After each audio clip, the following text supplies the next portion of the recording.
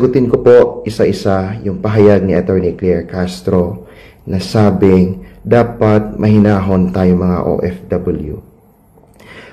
With all due respect, Ma'am Castro, hindi po pwedeng sabihin ganon na dapat mahinahon dahil unang-una nakikita namin kung ano yung pagtrato ng ating pamahalaan kay Tatay Digong. Kitang-kita po namin sa video kung paano puwersahang pinaalis sa bansang Pilipinas ang ating mahal na Pangulo.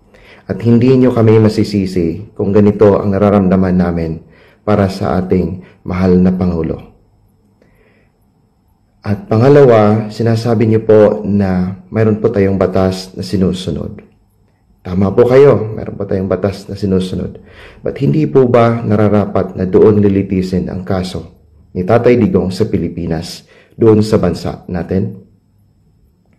Tama po ba? Tama din po ba na ipadala natin or isurrender natin si Tatay Digong sa mga banyaga when in fact we are not anymore a member of the International Criminal Court? I am not a lawyer, pero I can read and understand po. Pangatlo, sinasabi niyo po na hindi lang gobyerno ang maapektuhan, kundi pati ang pamilya. Ma'am Castro, huwag niyo pong alalahanin ang aming mga pamilya kung magugutom sila or ano paman ang mararanasan nila. Nag-uusap-usap na po kami na sa ganitong petsa from March 28 to April 4, hindi kami magpapadala sa inyo.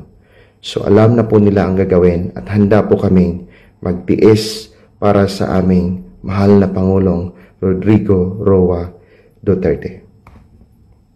Sagutin ko po